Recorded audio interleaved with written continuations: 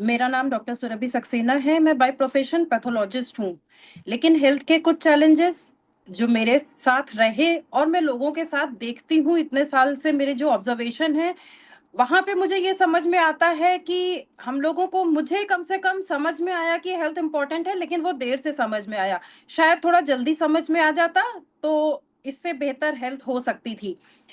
तो यंग लोग जो होते हैं, जो थर्टीज की एज में स्पेशली होते हैं, वहां पे क्या मिसकंसेप्ट होते हैं या क्या मिस्टेक्स, क्या गलतियां हम करते हैं थर्टीज की एज में, उसी को लेकर आज का मेरा प्रेजेंटेशन है। तो हम बात करते हैं कि थर्टीज को, जैसा आपने फ्लायर में भी देखा होगा, thirties is the new check point. क्यों? एक बार फिर आप सबका स्वागत है हमारे आज के इस थर्सडे के सेशन में, जो आरोग्यम आनंदम के बैनर में होता है। यहाँ पे हम हेल्थ से रिलेटेड बात करते हैं। कुछ हमारे एक्सपीरियंसेस हैं, कुछ हमारी नॉलेज है, कुछ हमारी स्टडीज हैं जो हम सब मिलकर आप लोगों के साथ शेयर करते हैं। तो आज हम लोग बात करते हैं कि थर्टीज क्यों एक नया चेक पॉइंट होना चाहिए। एक्चुअली थर्टीज में हमें बीमारी नहीं होती। हमें हमेशा यही लगता है कि थर्टीज ये तो बढ़िया अपना लाइफ करियर एंजॉय करने का टाइम है, हेल्थ के बारे में कौन सोचता है इस समय पर। लेकिन ये जो अभी आप स्क्रीन पे देख रहे हैं, ये एक डाटा है। ये data Indian council of medical research ने इंडिया में जो ये डिजीज लोगों में होती है उसके ऊपर ये डाटा है, जो थर्टीज की एज में होते हैं। डायबिटीज ऐसे देखने में लग रहा होगा कि बहुत कम है, 11.4% लोग सिर्फ डायबिटीज के शिकार होते हैं थर्टीज की एज ग्रुप में। लेकिन यहाँ जितने लोग हैं, क्या आपको याद है कि पहले कभी थर्टीज की एज में हमने डायबिटीज का नाम सुना भी था? इनफैक्ट जब हम लोग कॉलेज में पढ़ाई कर रहे थे तो इस एज में अगर डायबिटीज होती थी तो उसका एक अलग नाम था, यंग ऑनसेट डायबिटीज मेलाइटस। अब वो सारे बैरियर्स खत्म हो गए हैं, थर्टीज की एज में भी डायबिटीज देखने को मिल रही है। प्री डायबिटीज उससे भी थोड़ी ज्यादा कॉमन है, क्योंकि ये डायबिटीज से जस्ट पहले वाली स्टेज होती है। ब्लड प्रेशर आप देखिए इस एज में काफी कॉमन है। मतलब मेरे तो स्टाफ में मैं देखती हूँ यंग लड़के हैं और उनको हाइपरटेंशन है। जब वो छुट्टी लेते हैं या अपनी सिकनेस के लिए रेस्ट के डिमांड करते हैं या रिक्वेस्ट करते हैं क्योंकि उनका ब्लड प्रेशर बढ़ा हुआ है, मुझे बहुत सरप्राइज होता है और मुझे चिंता भी होती है। एब्डोमिनल ओबेसिटी, ये बीमारी कभी कंसीडर नहीं की जाती थी, लेकिन आप यहाँ कैटेगरी में देख सकते हैं कि Indian council of medical research ने एब्डोमिनल ओबेसिटी को डिजीज की कैटेगरी में रखा है और ये 40% लोगों में है। यानी 30 की उम्र में हर 10 में से 4 व्यक्ति जो हैं वो ओबेसिटी का शिकार हैं। और डिसलिपिडीमिया, डिसलिपिडीमिया मतलब लिपिड में गड़बड़। वो आपका कोलेस्ट्रॉल बढ़ा हुआ हो सकता है, वो आपका बैड कोलेस्ट्रॉल यानी कि एलडीएल लो डेंसिटी लाइपोप्रोटीन बढ़ा हो सकता है, गुड कोलेस्ट्रॉल यानी कि एचडीएल कम हो सकता है, या इन सब का कॉम्बिनेशन हो सकता है। लिपिड में ये गड़बड़ जो है वो 81% लोगों में है। जहां पर हम डिजीज के बारे में तो सोचते हैं, लेकिन ये डिसलिपिडीमिया जो इनमें से करीब करीब सारी डिजीजेस का कारण होता है, और एक चीज फैटी लिवर, वो भी डिसलिपिडीमिया की वजह से होता है। 80% लोग आप देख रहे हैं, हर 10 में से 8 व्यक्ति 30 की उम्र में जो अभी जिंदगी शुरू कर रहे हैं वहां पर उनको डिसलिपिडीमिया हो रहा है। गलतियां क्या होती हैं? सबसे पहले गलती कि हम इस उम्र में सोचते हैं कि हमें तो जरूरत ही नहीं है कोई टेस्ट करवाने की, हम तो बहुत अच्छे हैं, हमारी बिल्कुल हम दौड़ भाग कर रहे हैं, अपना सारा काम कर रहे हैं, तो हमें टेस्ट की जरूरत नहीं है। यहाँ शायद हम गलती कर रहे होते हैं, क्योंकि हम इंतजार कर रहे होते हैं कि जब सिम्टम्स आएंगे तब हम अपनी टेस्टिंग करेंगे या अपनी टेस्टिंग करवाएंगे। चाहे वो ब्लड प्रेशर हो, चाहे वो ग्लूकोज हो, चाहे वो कैंसर की स्क्रीनिंग हो। एक्चुअली जो हमारा इंडिया में आईसीएमआर ने जो गाइडलाइंस बनाई हैं, जो पब्लिक के लिए जो उन्होंने हेल्थ के गाइडलाइंस बनाई हैं, उसमें 30 साल की एज को डिटरमाइन किया है कि जिसके ऊपर सारे लोगों में ये हेल्थ चेकअप्स होने चाहिए। यहाँ पे जरूरी होता है कि हम अपना एक बेस लाइन बनाएं। हमारा ब्लड प्रेशर कितना है, हमारी बॉडी में शुगर कितना होता है, लिपिड्स कहीं गड़बड़ तो नहीं है, लिपिड प्रोफाइल का टेस्ट होता है। ये तो हुए ब्लड टेस्ट। इसके अलावा वेस्ट सरकमफ्रेंस, हमारा मोटापा कितना है, और कैंसर की स्क्रीनिंग, ये सारी चीजें बहुत जरूरी हैं जो 30 की एज में होनी चाहिए। और इसके लिए हमें या तो हम अपने क्लिनिशियन से डिस्कस कर सकते हैं, या यहाँ पर जैसे हम लोग हैं, हम लोग हेल्थ बडीज हैं, तो अगर आप किसी डॉक्टर के पास नहीं जाना चाहते हैं तो कम से कम ये टेस्ट आप अपने डिस्कस कर सकते हैं किसी हेल्थ बडी के साथ। अगर वो इस रेंज में होंगे कि जहां पे डॉक्टर के इंटरवेंशन की जरूरत है तो वो आपको सजेस्ट करेंगे, आपको डॉक्टर के पास जाना ही पड़ेगा। अगर नहीं है तो यहाँ पर आपको क्या क्या चीजें अपने लाइफ स्टाइल में कर सकते हैं वो एडवाइस की जाएंगी, जो मुझे लगता है कि फर्दर हमारी जो आगे की लाइफ है वो डिजीज फ्री रहे उसके लिए बहुत जरूरी होगी। दूसरी गलती हम क्या करते हैं, दूसरी गलती हम ये करते हैं कि अगर हम दुबले पतले हैं तो हमें लगता है कि हम मेटाबॉलिकली हेल्दी हैं। मेटाबॉलिज्म मतलब हमारे शरीर के हर सेल में जितनी भी क्रियाएं हो रही होती हैं वो सब मेटाबॉलिज्म में आता है। तो पतले होने का मतलब ये नहीं होता है कि हम मेटाबॉलिकली हेल्दी हैं। हम क्या करते हैं कि हम अपनी कमर को सिर्फ कॉस्मेटिक से जोड़ लेते हैं कि हम दुबले पतले हैं या हम मोटे हैं। थैंकफुली हम कॉस्मेटिक से तो जोड़ते हैं, कम से कम हम बुरे ना दिखें उसके लिए तो हम पतले दिखने की कोशिश करते हैं। वरना तो मैं सोच के मुझे डर लगता है कि लोग मोटापा किस हद तक जा रहा होता है अगर हम उसे ये नहीं सोचते कि हमारी अपीयरेंस पे कितना असर होगा। एक्चुअली उससे कहीं ज्यादा उसकी इंपॉर्टेंस होती है। जो नॉर्मली गाइडलाइंस दी हुई है कि जो मेन होते हैं उनमें वेस्ट सर्कमफ्रेंस 90 सेंटीमीटर से ज्यादा नहीं होनी चाहिए और जो फीमेल्स होती हैं उनमें 80 सेंटीमीटर से ज्यादा नहीं होनी चाहिए। यहीं पे एक इम्पॉर्टेंट चीज होती है बीएमआई यानी कि बॉडी मास इंडेक्स, जो हमारे वेट और हाइट में क्या प्रोपोर्शन होना चाहिए उसके ऊपर है कि हमारा बीएमआई 23 किलोग्राम पर मीटर स्क्वायर से ज्यादा नहीं होना चाहिए। ये कैसे कैलकुलेट करेंगे ये आप अपने हेल्थ बडी से बात कर सकते हैं, हम आगे डिस्कस भी कर सकते हैं। इसके अलावा हम अपने जो है वो सारे पैरामीटर्स जैसे मैंने बताया कि उनके बारे में भी जांच सकते हैं। तीसरी बहुत बड़ी गलती हम क्या करते हैं, क्योंकि ये एज होती है करियर बनाने की, हम बहुत सारे लोग घर से दूर रह रहे होते हैं या घर में भी हैं तो घर पे बैठ के खाना खाने का टाइम नहीं है। बहुत सारा खाना बाहर रेस्टोरेंट में जाकर खाते हैं या घर में मंगा के खाते हैं। आज मैं देखती हूँ कि मैं जब बाहर निकलती हूँ तब मैं देखती हूँ कोई दो नए रेस्टोरेंट्स खुल गए हैं। और रेस्टोरेंट्स तो छोड़ दीजिए, रेस्टोरेंट्स की जगह नहीं है तो जगह जगह ठेले, और एक नया कंसेप्ट है कि वो वैन हर जगह सड़क के किनारे खड़ी होंगी और वो कुछ ना कुछ खाने की चीजें उसमें मिल रही होंगी। ये क्यों इतने सारे रेस्टोरेंट्स और वैन्स और ठेले आ रहे हैं? कोई तो खा रहा है, हम ही लोग खा रहे हैं। और यही नहीं, हम बहुत सारा पैकेज्ड चीजें भी खा रहे होते हैं जिसमें हाई सॉल्ट कंटेंट होता है, हाई शुगर कंटेंट होता है और बहुत सारा अल्ट्रा प्रोसेस्ड खाना होता है। और ये तीनों चीजें हमें नुकसान करती हैं। डब्ल्यूएचओ तक ने बोला है कि एक दिन में आप 5 ग्राम से ज्यादा सॉल्ट नहीं खाना, 5 ग्राम लगभग 1 चम्मच के बराबर होता है। लेकिन हमें पता ही नहीं होता है, अननोइंगली हम उस पैकेज्ड चिप्स में कुरकुरे में कितना सॉल्ट खा रहे होते हैं। वो चीजें जो हम ऑयल फ्री समझ के खा रहे होते हैं उसमें शुगर का कंटेंट बहुत ज्यादा होता है, जिसे हम शुगर फ्री समझ कर खा रहे होते हैं उसमें बैड फैट का कंटेंट बहुत ज्यादा होता है।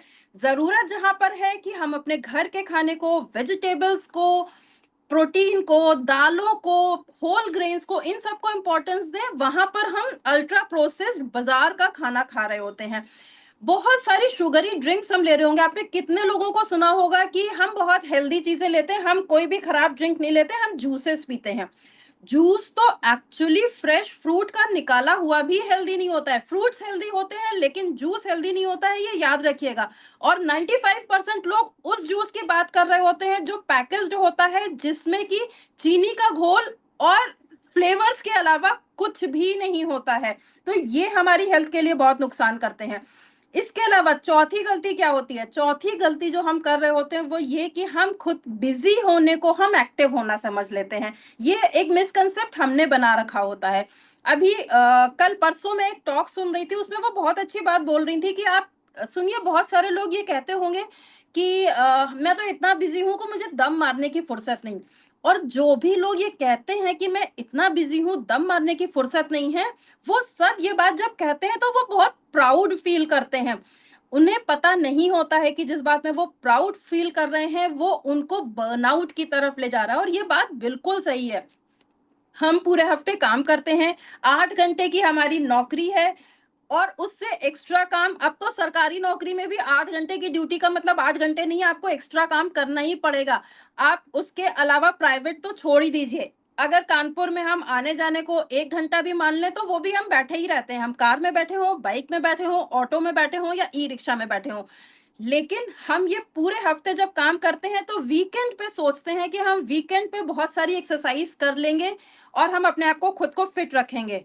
बट ये भी एक मिसकंसेप्ट है, हमारी वीकेंड की एक्सरसाइज हमारे पूरे हफ्ते की जो सेडेंट्री लाइफ स्टाइल है उसको ओवरकम नहीं कर सकती है।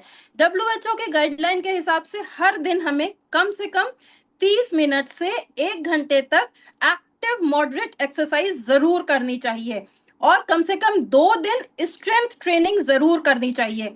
इसको आप मोटा मोटा ऐसे मान सकते हैं कि पूरे हफ्ते में 150 से 300 घंटे की मॉडरेट एक्सरसाइज और 2 दिन की स्ट्रेंथ ट्रेनिंग जरूर करनी चाहिए।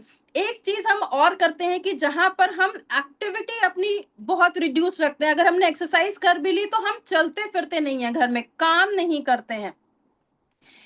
इसके बाद जो नेक्स्ट मिस्टेक वो हम करते हैं वो ये कि हम अपनी बॉडी को रिकवरी के लिए टाइम ही नहीं देते हैं, बस काम काम काम काम के ट्रैप में फंसे रहते हैं। और मैंने इसकी बहुत हैवी प्राइस पे किया है, इसलिए शायद मैं इसको बहुत अच्छे से समझ सकती हूँ। हम नींद पूरी नहीं करते हैं क्योंकि हम कुछ ना कुछ काम चल रहा होता है हमारा।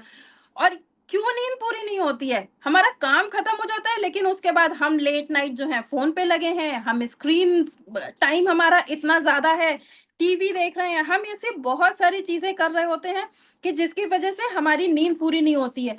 ये नींद पूरी ना होना क्या करता है, हम देर तक जगते हैं, हमारी नींद पूरी नहीं होती है, हम उसके बाद काम करने के लिए हमें दिन में नींद आती है, उसको काम करने के लिए हम कॉफी चाय का सहारा लेते हैं, थकान होती है और ये एक साइकिल चलता चला जाता है। हमें रोज कम से कम 7 से 8 घंटे की कंटिन्यूअस स्लीप लेनी ही चाहिए, लेकिन यूजली ऑन एन एवरेज हम 4 से 5 घंटे से ज्यादा की स्लीप नहीं लेते हैं। हम इग्नोर करते हैं कि हमें कितनी देर सोना चाहिए। उसके बाद हम क्या करते हैं, अगर हमें नींद की जरूरत है बहुत ज्यादा तो हम over the counter sleeping pills गोलियां लेकर खाते हैं और सोचते हैं कि हमें अच्छी नींद आ जाए, जबकि हम स्लीप के बेसिक्स को भूल जाते हैं। हम खर्राटों को नजरअंदाज करते हैं, हम सोचते हैं ये नॉर्मल लाइफ स्टाइल है हमारा। ये एक डिजीज है। दिन भर अगर नींद आती है वो भी हमें लगता है कि नॉर्मल पर्सनालिटी का हिस्सा है, नहीं, वो भी एक डिजीज है। ये सारे अलार्मिंग सिग्नल्स होते हैं। और एक चीज, जब हमारी नींद पूरी नहीं होती है या उसके अलावा काम की वजह से या जो भी रीजन हो, हमें मेंटल स्ट्रेस होता है, एंजाइटी होती है, पैनिक्स होते हैं, हम इसको नॉर्मल मांग लेते हैं और इसे वर्क स्ट्रेस समझ के इग्नोर कर देते हैं। एक्चुअली ये इग्नोर करने की चीज नहीं है, ये उतनी ही इंपॉर्टेंट है जितनी की फिजिकल हेल्थ इंपॉर्टेंट है। नेक्स्ट हम क्या करते हैं, हम जब भी बीमार पड़े हम ओवर द काउंटर मेडिसिन ले लेते हैं, हम दवाइयां पेन किलर्स खा खा के काम करते हैं। जुकाम हुआ और हमने जाकर मेडिकल स्टोर से एंटीबायोटिक्स ले ली। हम अपनी बॉडी को जबरदस्ती डंप हाउस बना रहे हैं एंटीबायोटिक से, पेन किलर से, जिससे कि जो प्रॉब्लम एक्चुअली हमारी बॉडी में है उसको हम मास्क करने की कोशिश करते हैं। हमारी बॉडी में एंटीबायोटिक रेजिस्टेंस होती है। हम यहाँ पर फंडामेंटल्स को फॉलो नहीं करते हैं, हम सिर्फ जो है ये दवाइयों के साथ कोशिश करते हैं कि हम हमारी जिंदगी चलती रहे, हम काम करते रहें। इनफैक्ट हम सप्लीमेंट्स भी अगर लेते हैं तो बिना सोचे समझे, किसी ने बता दिया और हमने सप्लीमेंट ले लिया। वो सप्लीमेंट की ट्रेसेबिलिटी क्या है, उसके अंदर कंटेंट क्या है, सोर्स क्या है, क्या कुछ नेचुरल सोर्स है या उसमें केमिकल्स पड़े हुए हैं, ये जिसने हमें सजेस्ट किया उसको भी नहीं पता है कि उन सप्लीमेंट्स में क्या है और उसके लॉन्ग टर्म में क्या इफेक्ट्स होंगे। हमें तो नहीं पता है, किसी ने बताया और हम देखने की भी जहमत नहीं उठाते हैं। हम अननेसेसरी ये सारे सप्लीमेंट्स लेना शुरू कर देते हैं। सप्लीमेंट्स भी बहुत कॉशियसली लेने चाहिए। तो हमें अपने फ्यूचर के लिए खुद से कुछ प्रोमिसेस करने की जरूरत है। ये प्रोमिसेस जो हमारे फ्यूचर को अच्छा बनाएंगे, बनाए रखेंगे। जितने हेल्दी हम आज हैं उतने ही हेल्दी हमें बने रहेंगे। उसके लिए सबसे पहले हमें अपनी फैमिली हिस्ट्री पता होनी चाहिए। हमारे घर में हमारे पेरेंट्स को, हमारे भाई बहन, हमारे सिबलिंग्स, इन सबको अगर कोई नॉन कम्युनिकेबल डिजीज है यानी कि डायबिटीज, हार्ट डिजीज, उसके अलावा जो है हाइपरटेंशन है, इस टाइप की कोई भी डिजीज है तो हमें पता होना चाहिए, हम वहां पर हाई रिस्क कैटेगरी में ऑटोमेटिकली आ जाते हैं।